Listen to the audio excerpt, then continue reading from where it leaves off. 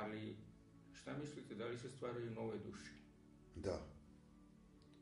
Da, mislim da je jedan deo duše, možda je to nisam siguran da li je to nešto konačno ili nije, da li je taj broj duša određen ili nije, iako sam nailazio na literaturu koja govori o određenosti broja duša, ali po onome što ja sklapam mozaik istine i nastojim da saznam šta bi moglo to da bude istina, prvo, mislim da piše i kod Michaela Newtona, da način, cela procedura stvaranja novih duša, da je na jednom mestu opisano.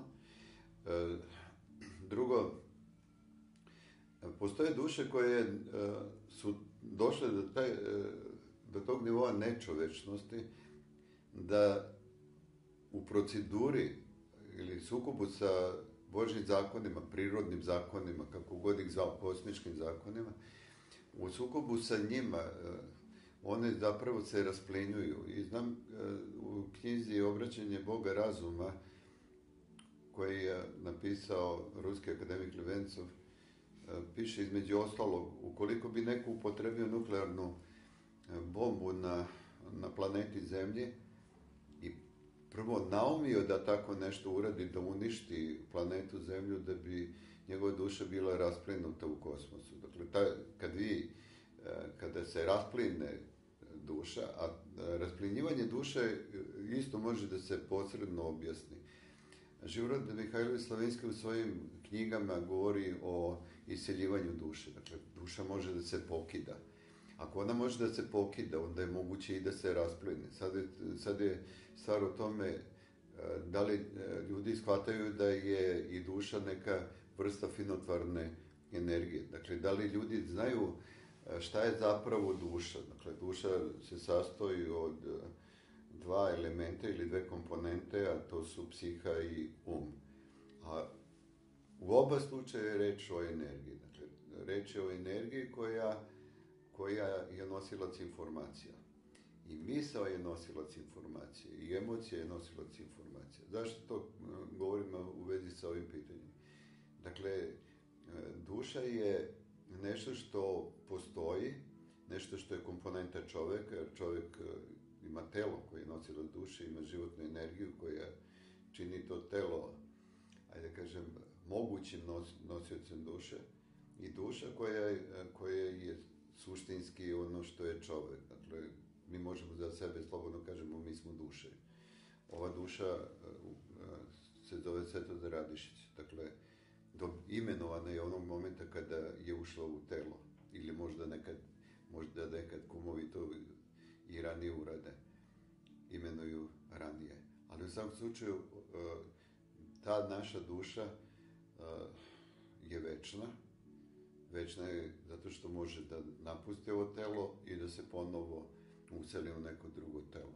Možda čak, kako kažu Indusi, tu nisam siguran da li je to moguće, jer treba prihvatiti nečije stavove, a to može da ako spadne, što bi rekli u onoj zgradi od 6 spratova, ako spadne na nižni nivo, da pređe čak i u životinjsko telo, ili ako se udigne, može da bude polubog i Bog. Dakle, suština u tome da kada čovek razmišlja u duše, ne smije da bude zatvoren za sve što postoji, ne treba da bude dogmatski opterećen, jer kad je dogmatski opterećen, onda misli mozgom, nečijim mozgom, kao kad ste u sistemu mislite mozgom pretpostavljenog, vašeg pretpostavljenog ili jednog sistema pretpostavljenih.